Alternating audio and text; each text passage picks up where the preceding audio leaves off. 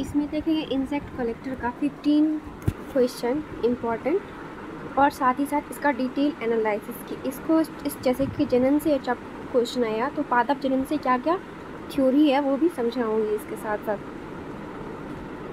और ऐसे ही और वीडियोस हैं, उसका प्लेलिस्ट बना हुआ है, अगर आप लोगों की इच्छा हो तो देख सकते हो। तो सबसे पहला क्वेश्चन है कि पादप में लैंगिक जनन किस संरचना द्वारा होती है? पत्ती, जड़, पुष्प या तना? तो पुष्प से होती है। पुष्प का अध्ययन को क्या बोलते हैं? एंथोलॉजी कहते हैं। पुष्प कितने प्रकार पुष्प जो है वो 4 पार्ट्स में डिवाइड है। तो पहला होता है बाह्य दल पुंज, जो क्या करते हैं? कली की रक्षा देते हैं। और क्या करते हैं? इसका कलर कैसा होता है? कलर होता है हरा। और ये साथ ही साथ क्या करते हैं? प्रकाश संश्लेषण में हेल्प करते हैं, प्रकाश संश्लेषण में मदद करते हैं। दूसरा होता है दलपुंज, कलर में बदल लेती हूँ। तो दूसरा होता है दलपुंज। तो दलपुंज में क्या होता है? ये क्या काम करती है? रंगीन होते हैं, रंगीन, ये कलरफुल होता है और ये कली की रक्षा करता है। ये हरा होता है, ये तो, और ये क्या होता है? रंगीन होता है। ये क्या करता है? कीट को आकर्षित करता है, कीट को परागण के लिए आकर्षित करता है। एक होता है जायांग।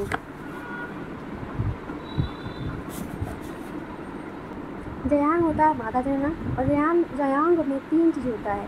एक होता है अंडाशय, दूसरा होता है दूसरा होता है वर्तिका, और तीसरा होता है वर्तिकाग्र।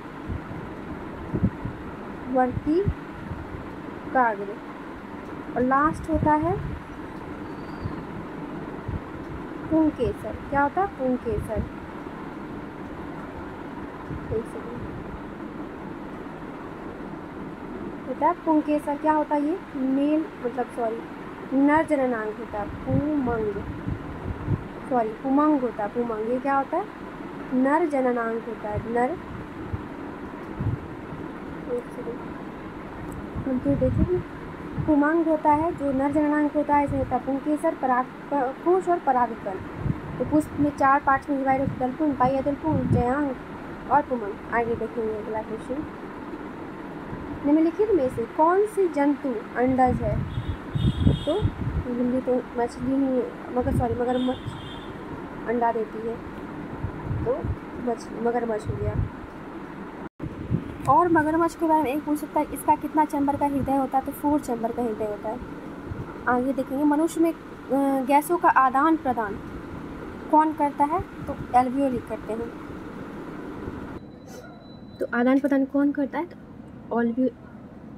ऑल्व्यूली करता है। तो ये है स्वर तंतु। स्वर तंतु किसको बोलते हैं? स्वर से ही आप अनुमान लगाना कि कुछ वॉइस बॉक्स यही होता है, इसको वॉइस बॉक्स भी बोलते हैं। तो कई बार क्वेश्चन पूछता है वॉइस बॉक्स किसको बोलते हैं? तो स्वर तंतु को बोलते हैं, और इसी को बोलते हैं लैरिंग्स।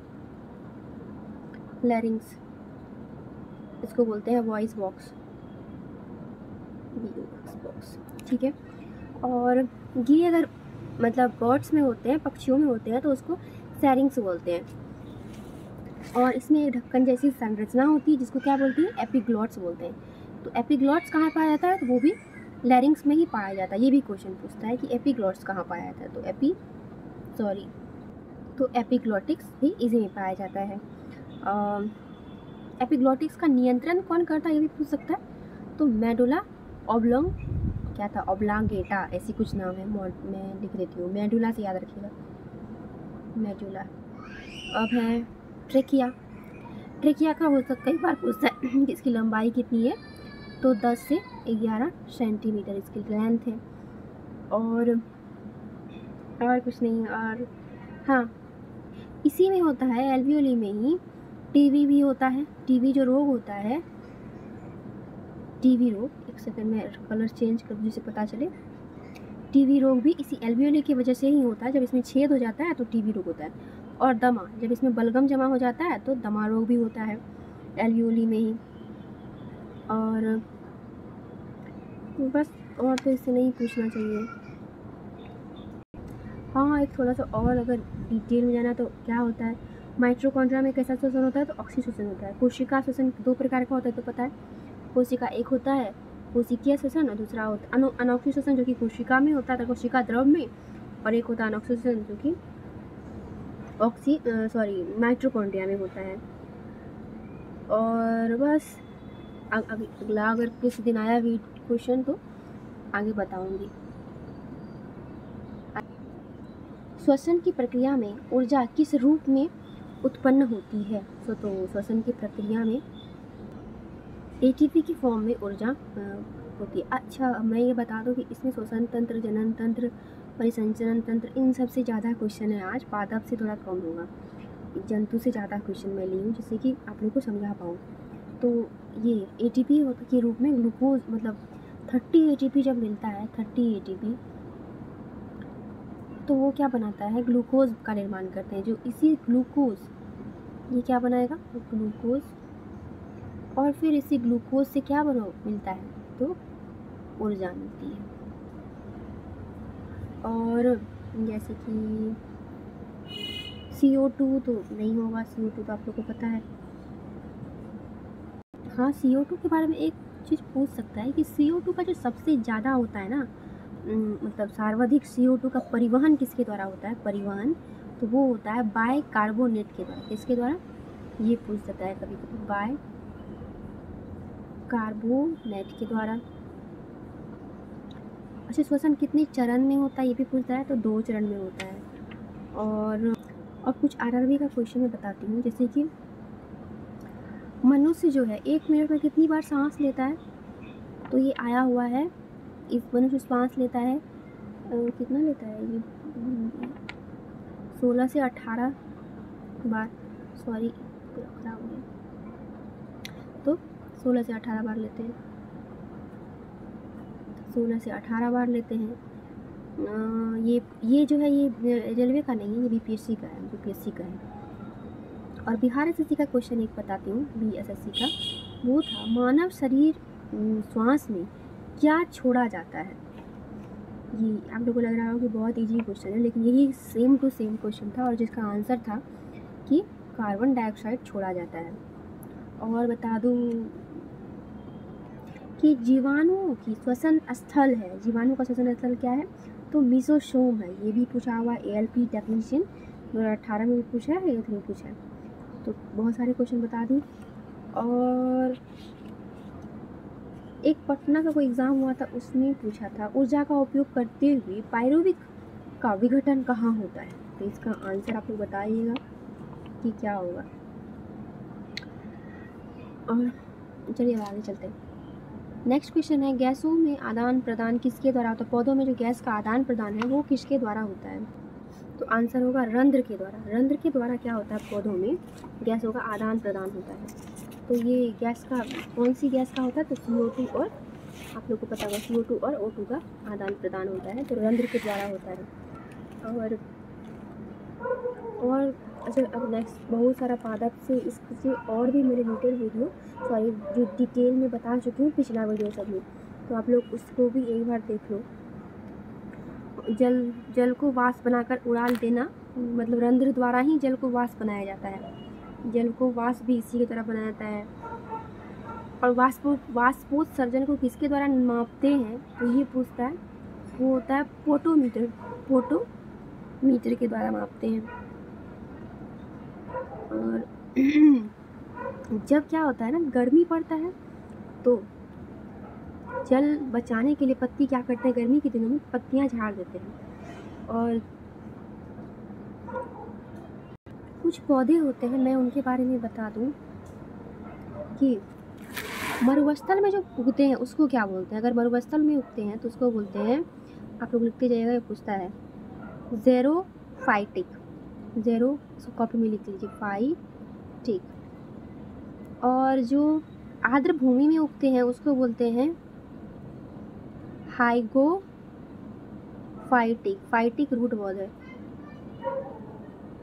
और जो चट्टान में घुसते हैं उसको बोलते हैं लिथोफाइटिक। आगे चलते हैं, नेक्स्ट है 6 नंबर में, उत्सर्जन तंत्र का मुख्य अंग क्या है? तो उत्सर्जन तंत्र का मुख्य अंग क्या है? किडनी है। तो किडनी का भार कई बार पूछता है, तो इसका भार होता है 140 ग्राम। और ये क्या करते हैं, सबसे मतलब मेन उत्सर्जी अंग होते हैं, दो होते हैं, ये संख्या 2 होती है तो सबको पता है। वृक्क का बाहरी भाग जो होता है, बाहरी वाला भाग, वो उत्तल जैसा होता है, और आंतरिक भाग कैसा होता है? अवतल होता है। उत्तल और अवतल जैसा। बाहरी भाग उत्तल, ये पूछता है ऐसे मैं बता रही हूँ, और आंतरिक भाग अवतल होता है। सेम के बीज के आकार का होता है। और इससे क्या पूछता है, हाँ, वृक्क की जो बाहर पतली झिल्ली होती है वो क्या होती है, उसको क्या बोलते हैं? ये क्वेश्चन पूछता है। उसको बोलते हैं कार्टेक्स।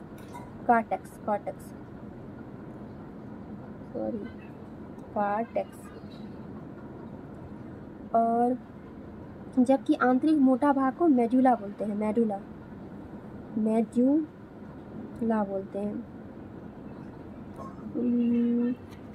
बस, और इससे ज़्यादा तो प्रत्येक वृक्क में लगभग कितनी नसी होती है? 30,000 नसी होती हैं। और हाँ, मूत्र का पीएच जान लो, मूत्र का पीएच कितना होता है ये पूछ देता है। तो इसका होता है शायद 4.8 से 8.4। तो इसको उल्टा कर दो तो इस तरह से याद रखिएगा। और ये क्या करता है? मूत्र और यूरिन का निर्माण करता है। ये किसका निर्माण करता है? कलर बदल लेती हूँ। ये करता है मूत्र और यूरिन, या जिसको यूरिन बोलते हैं, यूरिन का निर्माण करते हैं। 95% इसमें जल होता है। और इसमें जो पीला रंग होता है ना, यूरिन का पीला रंग अगर हम बोलेंगे, ये पूछता है, सॉरी, मूत्र का पीला रंग बोलेंगे तो वो होता है यूरोक्रोम। और जो मल का पीला रंग होता है उसको क्या बोलते हैं? बिलिरुबिन।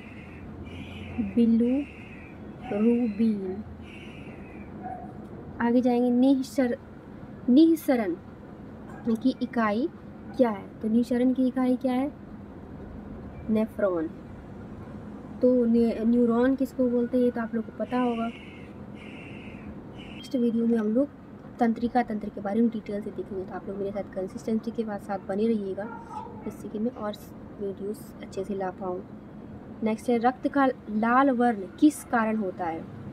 तो हीमोग्लोबिन के कारण होता है। तो हीमोग्लोबिन जो होता है, जिसके कारण रक्त क्या होता है? रेड होता है। तो रक्त जो होता है आप लोगों को पता है कि मैं ये पहले भी बता चुकी हूँ इसको अच्छे से। ब्लड जो होता है 2 पार्ट्स में डिवाइड होते हैं, एक होता है प्लाज्मा और दूसरा होता है ब्लड, जिसको कि रुधिराणु बोलते हैं। एक प्लाज्मा और रुधिराणु। तो देखिए मैं अच्छे से बताऊँ तो क्या होता है, 2 होते हैं, एक तो प्लाज्मा होता है, दूसरा होता है रुधिराणु। रुधिराणु 3 पार्ट्स में होते हैं, RBC, WBC और प्लेटलेट्स। ये जो प्लाज्मा होते हैं ये भी 3 पार्ट्स में इसका होता है। एक होता है ना फाइब्रिनोजेन, प्रोथ्रोम्बिन और एंटीबॉडी। क्या क्या होता है? फाइब्रिनोजेन, प्रोथ्रोम्बिन, और इसको नेक्स्ट वीडियो में बता चुकी हूँ पहले भी, तो क्या ही पता है। RBC को क्या बोलते हैं? RBC को मैं बता चुकी हूँ पहले भी, इसको बोलते हैं एरिथ्रोसाइट। क्या बोलते हैं? एरिथ्रोसाइट। WBC को क्या बोलते हैं? WBC को बोलते हैं ल्यूकोसाइट। और प्लेटलेट्स को क्या बोलते हैं? तो प्लेटलेट्स को बोलते हैं क्या है? थ्रोम्बोसाइट ही बोलते हैं। थ्रोम्बोसाइट बोलते हैं। तो और क्या है, सबसे बड़ी जो रक्त में सबसे बड़ी होती है, रक्त में क्या होता है? तो ये सबसे बड़ी होती है WBC। ये हम लोग का क्या करता है? अस्थि मज्जा। इसका निर्माण कहाँ होता है? तो इसका निर्माण अस्थि मज्जा में होता है। और जीवन काल कितने होते हैं? तो 4 डेज होते हैं इसके। अब नेक्स्ट क्वेश्चन में हम लोग चलेंगे, परिसंचरण तंत्र में कौन सा अंग रक्त पंप, मतलब कौन सा अंग रक्त पंप करता है, मतलब पंपिंग करता है रक्त का? तो वो करता है हृदय। आप लोग को पता होगा हृदय ही रक्त का पंप, तो हृदय से ही लव डव की साउंड भी आती है।